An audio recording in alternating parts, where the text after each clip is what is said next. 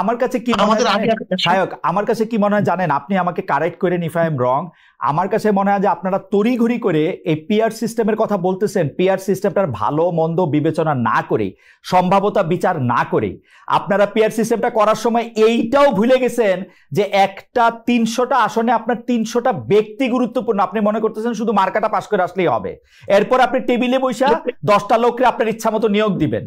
This is not fair. আমাকে একটা কথা বলতে দেন। জি বলেন বলেন। দেখেন, যদি আমি বর্তমান প্রচলিত নির্বাচনের কথা বলি, সেখানেও কিন্তু মেরিট ডিমেরিট আছে। আপনার পিয়ার সিস্টেমে নির্বাচনে মেরিট ডিমেরিট অবশ্যই আছে, কিন্তু আমরা দেখব মেরিট ডিমেরিটের মধ্যে কোনটার গ্রহণযোগ্যতা বেশি, কোনটার গ্রহণযোগ্যতা কম।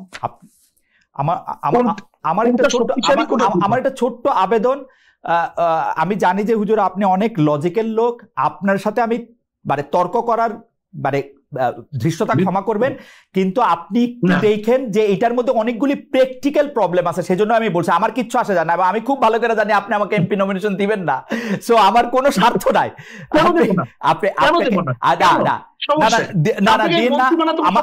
আমার চেয়ে অনেক মানে যোগ্য লোক আছে, তাদেরই দিয়েন, কিন্তু আপনি এটা দেখেন পরীক্ষা করে যে এটার মধ্যে আসলেই ঝামেলা আছে। শনিবার সোহরাওয়ার্দী উদ্যানে আপনাদের যে মহাসমাবেশ মঞ্চে জামাতের একাধিক নেতাকে আমরা দেখলাম, এনসিপির অন্যতম শীর্ষ নেতা আক্তার সাহেবকে দেখলাম, গণ অধিকারের নুরুল হক নূর সাহেবকে দেখলাম, কিন্তু বিএনপির কেউ সেখানে ছিলেন না। বিএনপিকে কি আপনারা দাওয়াত দেন নাই? আপনারা বিএনপি বিরোধী একটা বড় জোট করতে চাইছেন, এটাই কি আপনাদের উদ্দেশ্য? না, আমরা পিয়ার সিস্টেম নির্বাচন চাই। আচ্ছা, যেহেতু বিএনপি পিয়ার সিস্টেম চায় না, ওকে, আমাদের মূল বক্তব্য ছিল 3টা: সংস্কার, বিচার, পিয়ার সিস্টেম নির্বাচন। ওকে, কাজে যেহেতু এই পিয়ার সিস্টেমে নির্বাচনে যারা ঐক্য, আমরা তাদেরকে দাওয়াত দিয়েছি। বিএনপি যদি ঐক্য ছিল না, এই জন্য দাওয়াত দিইনি। বিএনপি যদি আজও বলে আমরাও পিয়ার বিশ্বাসী, আমরা তাদেরকে দাওয়াত দেবো, ভবিষ্যতে সমস্যা নেই। আমাদের দর্শকদের উদ্দেশ্যে আপনার ভবিষ্যৎ দাওয়াত দেবেন, সে ঠিক আছে। আমাদের দর্শকদের উদ্দেশ্যে আর আমার বোঝার জন্য একটু পিয়ার সিস্টেমে নির্বাচন কি আপনারা এখনকার সংসদে যেটি আছে বা পরবর্তী সংসদ নির্বাচনও তাই চাচ্ছেন, নাকি সেটা শুধু উচ্চ কক্ষের জন্য, আপার হাউসের জন্য পিয়ার সিস্টেম নির্বাচন? আচ্ছা ঠিক আছে, তাহলে এটা একটু বুঝানি। প্রত্যেক সিস্টেম আমরা পিয়ার সিস্টেম নির্বাচন। আচ্ছা, পিয়ার সিস্টেমে যদি আপনারা নির্বাচন চান, তাহলে কি এই 300 আসনে যে নির্বাচন হবে, সেই নির্বাচনে কোনো ব্যক্তি বা এমপি নির্বাচিত হবে না তাইলে, তাই তো? না, তারা দল নিযুক্ত করবে ভালো ভালো লোকগুলিদেরকে। না, ধরেন দল নিযুক্ত করলো, দল নিযুক্ত করে ধরা যাক ইসলামী আন্দোলন 50% ভোট পাইলো, সেই জন্য তারা 150 সিট পাবে, আর বাকি যারা 20%, 30% তারা সেরকম করে কেউ 100 সিট, কেউ 50 সিট, কেউ 30, 20, 10 এরকম করে পাবে।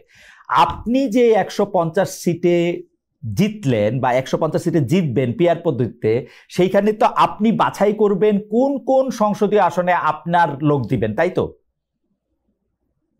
তাই। কিন্তু যদি ধরা যাক আমাদের বরিশাল 1 আসনে আপনিও সেখানে একজন লোককে নিয়োগ দিতে চাচ্ছেন, যে 30% পাইছে উনিও ওইখানেই উনার সিটটা চান, যিনি 10% পাইছে উনিও ওইখানে ওই সিটটা চান, এইটা রিজলভ করা হবে কিভাবে? কোনো সমস্যা নেই, আমরা কম্প্রোমাইজ করে নেব। না, যার যেখানে প্রয়োজন সেখানে নেব। প্রয়োজন তো মূল বাধাটা আমি এটা সরাইয়ে দিই, তাহলে ব্যাপারটা বুঝবেন। জি, আসলে পিয়ার সিস্টেমে নির্বাচনে কোন সিটে কোন প্রার্থী, এইটা বহুত বড় কথা না। পিয়ার সিস্টেম নির্বাচনের সংসদ যারা সদস্য হবেন তাদের মূল দায়িত্ব থাকবে সংসদে কাজ করা, আইন প্রণয়ন করা, আইনকে বাস্তবায়ন করা। তার মানে ধরেন কথার কথা, আর আমাদের যে স্থানীয় যে সরকারগুলি থাকবে সেটাকে এস্টাবলিশ করা। আমরা উন্নয়নের ব্যাপারটা নিয়ে স্থানীয় সরকার থেকে, স্থানীয় সরকার কাজ করতেছে কিনা, কোন আইনের পদ্ধতিতে, প্রক্রিয়ায় বেশ ভালো চলবে, জবাবদিহিতামূলক হবে, এদের কাজই থাকবে মূল হলো আইন প্রণয়ন করা, আইন বাস্তবায়ন করা। না, আপনি আমাকে আরেকটু সাহায্য করেন। ধরা যাক পীর সাহেব চরমনায় আর আপনি মিলে ডিসাইড করলেন আমাকে কুমিল্লা 1 আসন থেকে আপনারা এমপি বানাবেন। ধরা যাক একইভাবে জামায়াতের নেতা ডক্টর শফিকুর রহমানও ঠিক করলেন আমাকে কুমিল্লা 2 আসন থেকে এমপি বানাবেন। আমি কিন্তু এলাকায় যাইও নাই, ভোটও করি নাই, কিচ্ছু করি নাই। আমার পক্ষে তো এমপি হয়ে যাওয়া সম্ভব, তাই না? আপনারা যদি 50% ভোট পান, আপনাদের যদি 150 জন সদস্য, এইটা কি ঠিক হবে? আমি কি একটা ভালো জনপ্রতিনিধি হইতে পারবো? নির্ধারণ না করি তাহলে কি হবে? এলাকায় নির্ধারণ করলাম, আপনার এত পার্সেন্টেজ ধরে নেন, একটা বক্তব্য জি ধরে নেন, জি আপনার এত পার্সেন্টেজ ভোট পেয়েছেন, আপনার সংসদে এত প্রার্থী আপনার আছে, হ্যাঁ হ্যাঁ, এখানে কোন এলাকা এটা তো নির্ধারণ করা জরুরি না? না জরুরি, কারণ হচ্ছে যে প্রত্যেকটা মানুষের তখন ভোটিং রাইটটা হয় আমাকে দাউদকান্দি বা মুরাদনগর থেকে নির্বাচিত করবে কিনা, আমি ভালো প্রার্থী নাকি এনসিপির উপদেষ্টা মহোদয় আসিফ সাহেব ভালো প্রার্থী নাকি কায়কোবাদ সাহেব ভালো প্রার্থী, ওইটা ওই এলাকার মানুষের right to choose there MP. তাহলে আপনি মার্কা নিলেন কেন? মার্কা নিছি তো হচ্ছে আমার আদর্শটাকে কম কথায় বলার জন্য, যাতে ব্যালটে আমার আদর্শটা থাকে, মানুষ জানবে আমি ইসলামী আন্দোলনের লোক, ইসলামী আন্দোলনের আদর্শটা মানুষ জানবে থ্রু আপনার মাধ্যমে। আপনি তো সব জায়গায় যাইতে পারবেন না, আমি আপনার বায়াতটা দিয়ে মানুষকে বলবো যে আমি হাত পাখার লোক, হাত পাখা হচ্ছে এটার আদর্শ, এই জন্য আমি কথা বলি, একটু বলি।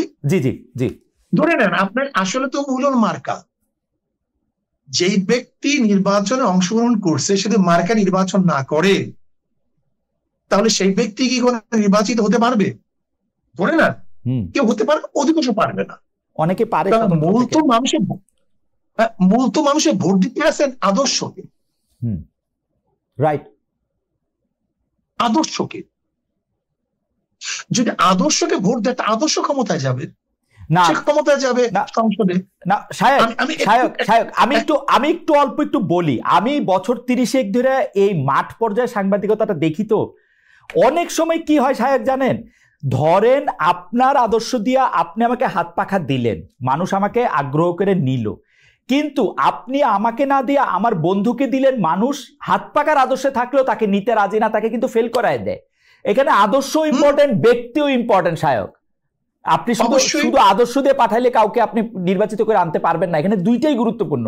অবশ্যই অবশ্যই, কিন্তু আমি মনে করি ধরে নেন আমরা 10 জনের নির্বাচন অংশগ্রহণ করলাম 10 পার্টির থেকে, একজনে ভোট পাইছে 10,100, আর 90,000 মানুষ তার বিরুদ্ধে, তার 90,000 মানুষ কি তার প্রতিনিধিকে মানে সিলেকশন করতে পারছে? না, গণতন্ত্রের মজাটাই তো এইটা, গণতন্ত্রের মজাটাই তো হচ্ছে বেশিরভাগ মানুষ যাকে পছন্দ করে সেই হচ্ছে নির্বাচিত করবে, মানে শাসন ক্ষমতায় দায়িত্ব পাবে, সেইটাই তো। এখানে 10,000 মানুষ, আপনার 90,000 মানুষ তো আপনার বিরুদ্ধে, তার মেজরিটি হলো কিভাবে? না না, মেজরিটি হওয়ার দরকার নাই তো, বেশিরভাগ সবচেয়ে বেশি মানুষ যেটা করবে, 10,000 মানুষ। আমরা গণতন্ত্রে সেইটা বাধ্য করতে চেষ্টা। গণতন্ত্রের অনেকগুলি পার্ট আছে, আপনি নিশ্চয়ই জানেন। গণতন্ত্রের পদ্ধতি কিন্তু একটা না, গোটা দুনিয়ার মধ্যে গণতন্ত্র ভিত্তিক নির্বাচন পদ্ধতি একটা না। না, আমি জানি একটা না, প্রচুর। আমাদের দেশে একসময় মৌলিক গণতন্ত্র ছিল, আমাদের প্রেসিডেন্ট নির্বাচন করে এখন পদ্ধতি ভিন্ন। আমার কাছে কি আমার কাছে কি মনে হয় জানেন, আপনি আমাকে কারেক্ট করেন ইফ আই এম রং, আমার কাছে মনে হয় যে আপনারা তড়িঘড়ি করে এই পিআর সিস্টেমের কথা বলতেছেন, পিআর সিস্টেমটার ভালো মন্দ বিবেচনা না করে, সম্ভাব্যতা বিচার না করে আপনারা পিআর সিস্টেমটা করার সময় এইটাও ভুলে গেছেন যে একটা 300টা আসনে আপনার 300টা ব্যক্তি গুরুত্বপূর্ণ। আপনি মনে করতেছেন শুধু মার্কাটা পাস করে আসলেই হবে, এরপর আপনি টেবিলে বসে 10টা লোককে আপনার ইচ্ছা মতো নিয়োগ দিবেন। This is not fair. আমাকে কথা বলতে জি জি, বলেন বলেন। দেখেন, যদি আমি বর্তমান প্রচলিত নির্বাচনের কথা বলি, সেখানেও কিন্তু মেরিট ডিমেরিট আছে। আপনার পিআর সিস্টেমে নির্বাচনে মেরিট ডিমেরিট অবশ্যই আছে, কিন্তু আমরা দেখব মেরিট ডিমেরিটের মধ্যে কোনটার গ্রহণযোগ্যতা বেশি, কোনটার গ্রহণযোগ্যতা কম। আমার একটা ছোট্ট আবেদন, আমি জানি যে হুজুর আপনি অনেক লজিক্যাল লোক, আপনার সাথে আমি মানে তর্ক করার মানে দৃশ্যতা ক্ষমা করবেন, কিন্তু আপনি দেখেন যে এটার মধ্যে অনেকগুলি প্র্যাকটিক্যাল প্রবলেম আছে, সেজন্য আমি বলছি আমার কিচ্ছু আসে যায় না, আমি খুব ভালো করে জানি আপনি আমাকে এমপি নমিনেশন দিবেন না, সো আমার কোনো স্বার্থ নাই।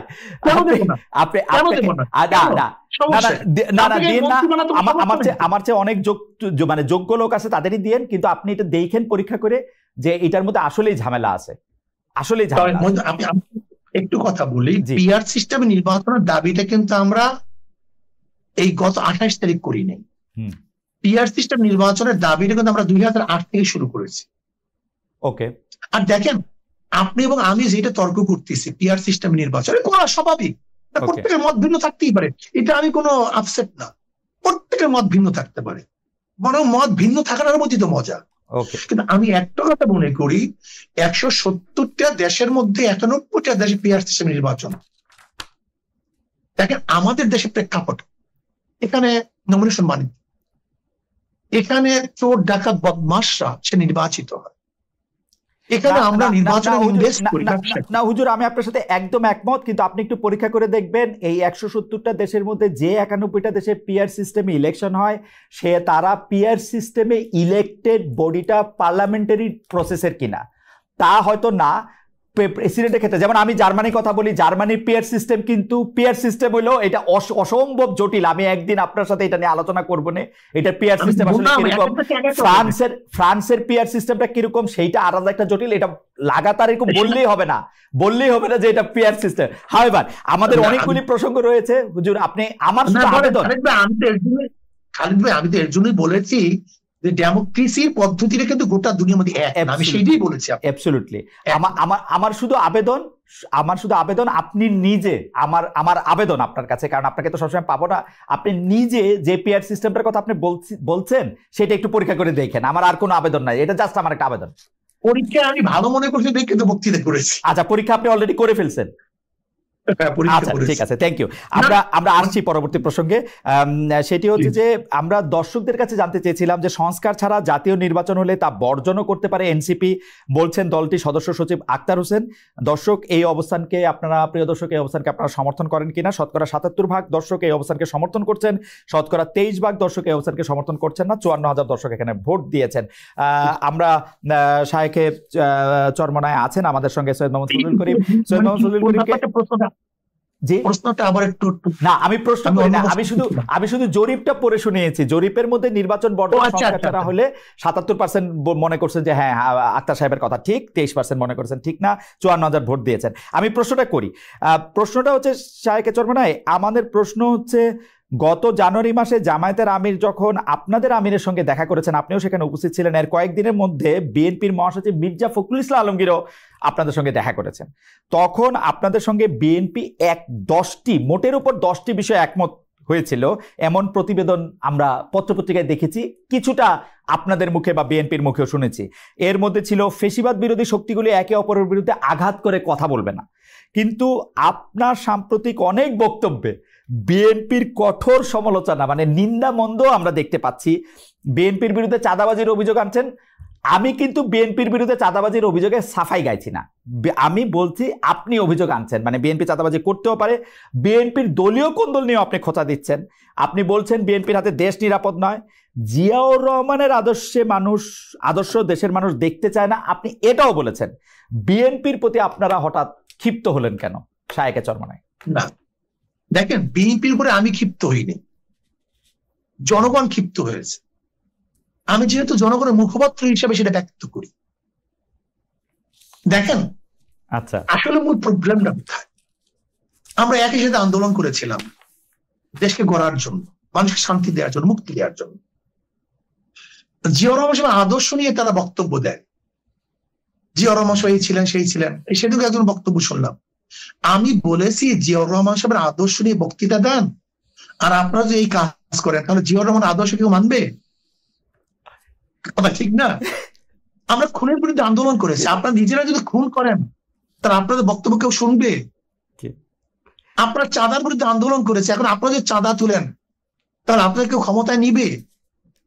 দেখেন আমাদের মূল কাজটা কি, রাজনীতি কেন করি খালিদ ভাই? রাজনীতি করে মানুষকে শান্তি দেওয়ার জন্য, মুক্তি দেওয়ার জন্য, মানুষ অধিকারকে প্রতিষ্ঠিত করার জন্য। কে কিসের জন্য করে জানি না, আমি তো এর জন্য। আমি চাই মানুষ জুলুম, নির্যাতন, অপহরণ, ধর্ষণ সে আয়নাগরে বাংলাদেশে আর দ্বিতীয়বার তৈরি না হোক, নির্বাচনে মানুষ হত্যা না হোক।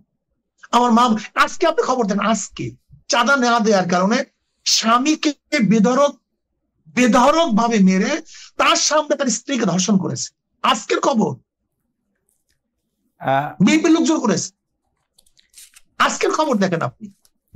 না, এখন আপনি কি বলবেন বলেন? এটা তো বিএনপির লোকজন বলতে এটা তো আর বিএনপির দলীয় অবস্থান নিশ্চয়ই না। আজকে যদি আপনার চরমনায়ের এত ভক্ত, এর মধ্যে কেউ একজন যদি কোনো একটা দুষ্কর্মে নিয়োজিত হন, সেটার জন্য তার মুফতি সৈয়দ ফজলুল করিমকে আসলে দোষ দেওয়া যাবে না। মানে আমি সাধারণভাবে চরমনায় ভক্তরা করছে, এটা তো ফেরানো যাবে না।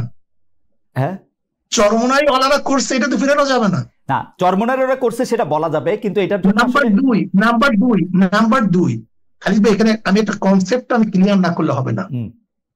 কনসেপ্ট একেবারে ক্লিয়ার করতে হবে। আমাকে একজন বলেছেন যে হুজুর তারা তো এরকম করতেছে, এটা করতেছে, তারা প্রতিবাদ করতেছে, শাস্তি দিতে আছে। আমি বললাম দেখো, কয়লার কোন অংশ তুমি পরিষ্কার করলে সে পরিষ্কার হবে? তাদের সিস্টেমটাই তো চাঁদাবাজি।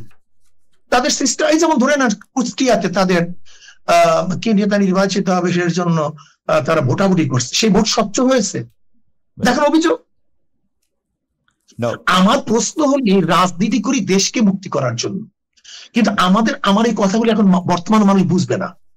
আপনি হয়তো বুঝবেন কিনা আমি জানি না, আমরা অভ্যস্ত না, আমার এই নীতিবাক্য কেউ শুনবে না। শায়ক, আপনার কথা কিন্তু শত শত লোকে শোনে, কোটি কোটি লোকে শোনে, এবং শুনে যে আমি মাঝে মাঝে চমৎকৃত হই যে আপনি এইভাবে কথা কিভাবে বলেন।